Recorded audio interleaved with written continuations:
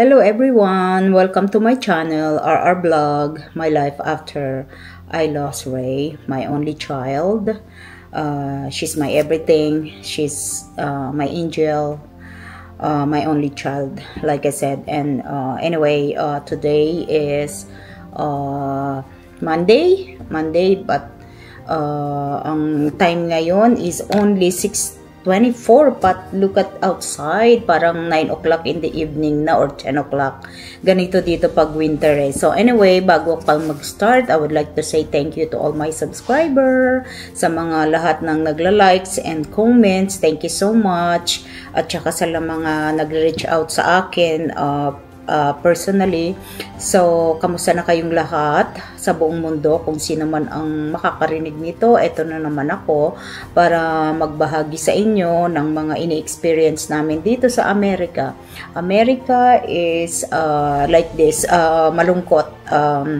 Hindi katulad dyan sa atin, parang anytime, parang everyday is exciting. Although, syempre, iba naman ang buhay compare dito at saka dyan, talagang walang perfect. Dito, syempre, ayaw na natin magreklamo because we have a job. They said, it's better life, but ang kalaban mo dito, yung lungkot at yung, like I said, yung weather, katulad ngayon, winter na namin, but actually maganda today, not that bad, 60s ngayon eh, pero, for this week, but tomorrow I think rain. Mula ng konti kanina pero palamig na naman kami later on. Anyway, we have Christmas party coming this Saturday, our annual Christmas party. So yun yung mga time na another occasion na every year namin ang ginagawa for the family and friends and with the friends, kaya masaya. So actually muntik na namin hindi gawin yan for this year kasi parang napansin kasi namin ng husband ko na parang ano ngayon eh, para kaming walang mga energy pare-pareho. So hindi ko maas ng ano yung mga family kung are they willing to do it still yung Christmas party, but okay naman sila. So I'm so glad that we can do it kasi parang kung masarap kasi kung gagawin na lang namin every year because you know, ang buhay talaga eh para bang kailangan gawin mo na ngayon, talagang wag ka na mag-inday for another ano kasi pagsisisihan mo lang din yun. So you rather do it now. Nag-ask din ako ng favor sa mga tao if they can, you know, share some food like nagpatlock kami kaya much better. So we taking care of the party room and the music. So and then I will make two main dish. So marami naman usually nagdadala ng mga dessert. So mag-enjoy. So marami akong inimbita this time kasi you never know if this is gonna be our last Christmas party here, but you never know. So, we'll see. Hopefully. So I don't know what to say. But like I said, mahirap magplan. So kung ano lang yung kung pwede namin magawa right now, gawin na namin, di ba? Anyway, so after a week and then ano in 2 weeks Christmas na. Imagine, Christmas na naman, tapos Christmas na naman, ang hirap-hirap pero wala tayong magagawa, dumadaan ang mga panahon na yan. So same thing, we're gonna spend our Christmas doon sa aming kamag-anak, like 7 miles away from our house. So doon kami for Christmas and then we'll see what's gonna happen. And then New Year, ay nako, it's been ano na naman, tapos na naman tong taon pero parang ganun lang kabilis na dumaan ang panahon. Sinanay ko 1 year na, more than na, kaya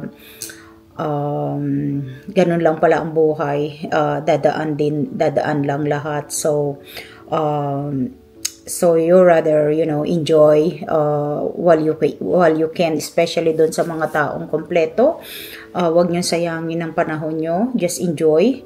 Lahat ng mga kapatid ko, I'm trying to convince them to, sometimes mag-hang out sila, gather yung mga kapatid para, kahit na once in a while lang, magkaroon sila ng get together, kahit na simple lang. So, hindi naman natin kailangan ng maraming pera para magkaroon tayo ng mga mag-get together tayo, di ba?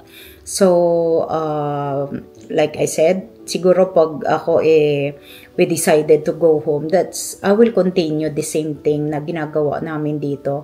We gather our family, but, hopefully magawa ko.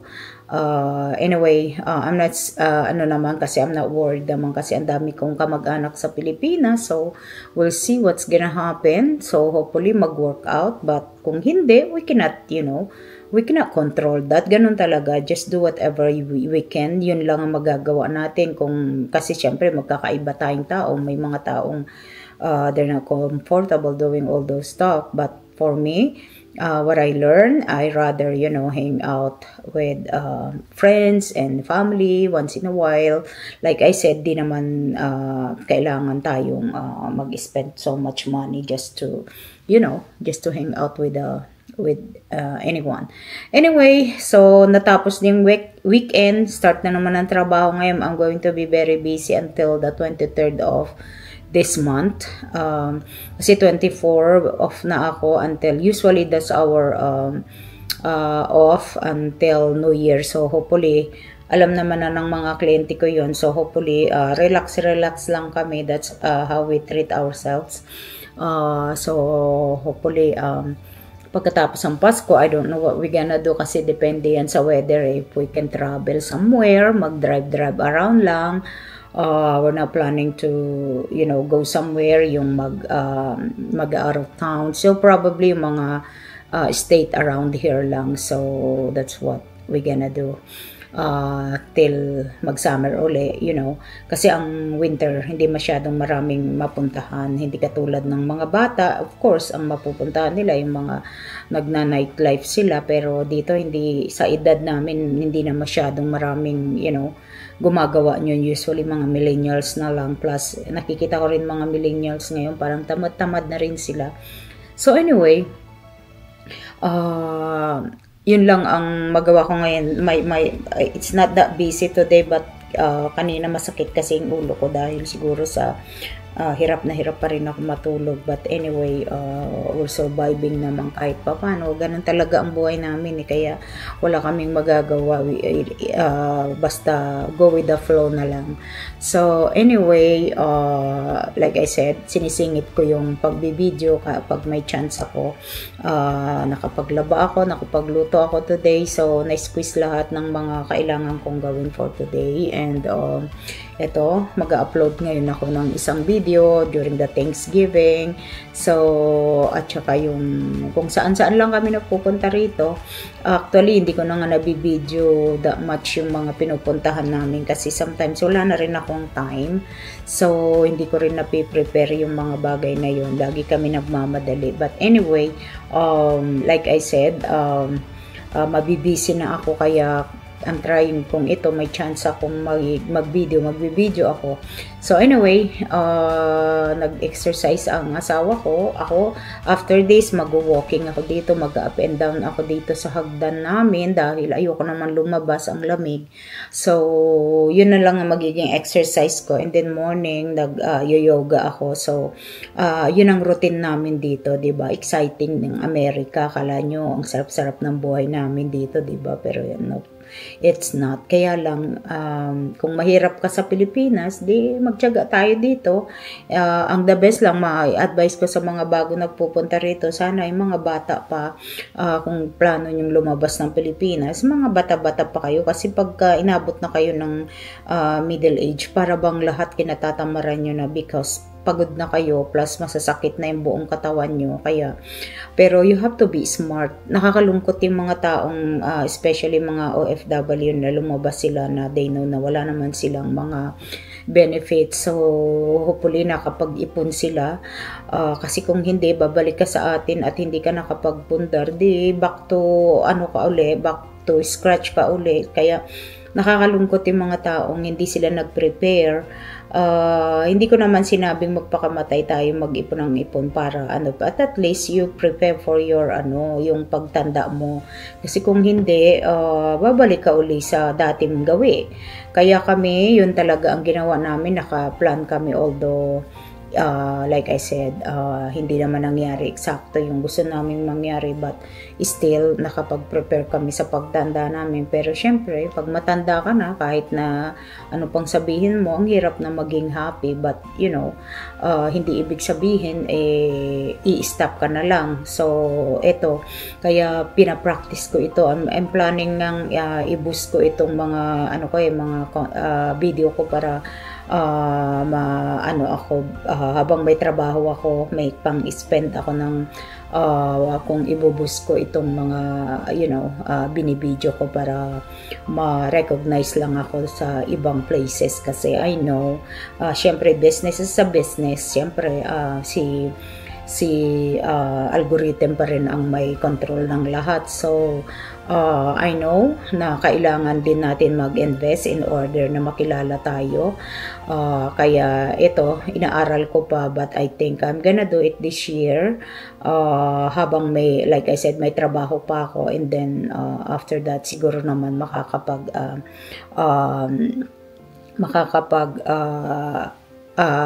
kuha na ako ng maraming viewers, and para naman masipagin ako pag nag-retard kami. We can do a lot of things, we can do a lot of activities para hindi sayang yung mga pinupuntahan namin. At least na i-share ko sa inyo, although hindi ko kayo iinggitin, ayoko mang-inggit, kaya lang wag kayo mainggit kahit na marami kaming, like for example, mapuntahan at this time. Hindi nakakainggit yung buhay namin dahil hindi namin ma-appreciate yung whatever we have right now, dahil malungkot nga, masakit sa puso itong pinagdadaanan. But kahit ganun pa man ang pinagdadaanan namin, I have to make sure na hindi kami mga bitter, hindi kami galit may galit kami, pero I know how to cover up yung pain ko, kasi ayokong maging bitter dahil hindi naman lahat ng tao nakakaintindi sa pinagdadaanan namin. So for me, I have so many faces now. Right now, ito sa harap ng camera, ako yung totoong tao. Ito yung talagang feeling ko. Pero pag nasa mga gathering ako, of course, I have to mingle with anyone. Hindi pwede tayo magdrama-drama na lang doon. Kaya lang kung minsan, I feel bad kasi mga tao pag nakita ako, you look good, I'm so glad you're okay now, I'm so happy that hindi ka na malungkot like before. Para bang ang sakit-sakit sa puso pag pinapakinggan ko yun. Pero anyway, di ko naman sila syempre masisi, because yun naman talaga ang masasabi mo kung hindi mo naiintindihan kung hindi mo na-experience yung na-experience namin. But actually, ang sakit-sakit sa puso yun, yung sasabihin na you're okay. Kasi paano ka naman mag-okay kung nawalan ka nga ng anak? Hindi ka mag-okay kahit anong gawin mo. Walang okay sa mga katulad namin. But anyway, like I said, hindi naman ako galit sa kanila. Minsan lang nagbabago yung mood natin because madali na tayo ma-prostrate, madali na kaming parang rejection na rin kasi yung mga nararamdaman mong ganon. So nagtitrigger yung ating mood, yung ating anxiety, and yung pagka mental mental issue mo. So talagang ako, normal ko na lang lahat yan. Ayoko na magtaka kung bakit ito nangyayari sa buhay ko. Parang bang sa akin normal na lang yan. What can I do, diba? So, tinitiis ko pag yung mga time na hindi ko nagustuhan yung mga sinabi ng ibang tao, just quiet na lang ako, hindi na ako iimik. So, yun nga lang, ang pangit kasi minsan bigla ka na lang para kang nag-switch ka na lang basta yung channel. So, anyway, ganun talaga. So, wala tayong magagawa. It is what it is. So, anyway, so, till next again, gandito na lang muna at kailangan ko pang mag-exercise kasi nakapaglinis na. Kakalinis ko lang ng kitchen dahil nagluto ako today. Yun ang mahirap pag nagluto ka, you have to clean all the, yung kitchen, the whole kitchen, lilinisin mo So, kakalinis ko lang sa baba dahil tomorrow magtatrabaho na naman ako. So, ito yung buhay namin dito, di ba? Makulay ang buhay sa Amerika. Trabaho ng trabaho para sa bills. Kaya, kayong, mga katulad namin, mag-ready kayo. Talagang, dapat tayo, yung mga matatagal na tayo nagtatrabaho sa ibang bansa, dapat wag na tayo magtrabaho until forever kasi enjoy naman natin yung buhay natin habang nakaka-walk pa tayo, nakaka-function tayo, kahit hindi tayo masaya, pero yung iba na masaya pa, di just keep going, enjoy. Wag nyo sayangin ang panahon. Tawag dito, anything na pwede tayong na kaya nating enjoy, mag-enjoy na lang. Okay, so till next again, sana mag-comments kayo below para naman may count yung aking comments. Naku, nagmamakaawa na. Hindi, joke lang yun. It's up to you. Kung ano kayo comfortable, di mas okay syempre kung mag-like kayo, mag-comment below. So, we'll see kung ano pa yung next kong magiging video. Okay? Take care everyone and please subscribe, like, and share na rin please. So, you're always updated to my notification. I mean, my channel. Hit the notification. Ako, naguguluhan pa rin ako kasi yung aking time. Kailangan ko nang mag-exercise before akong tamarin. Okay? Take care everyone. Bye!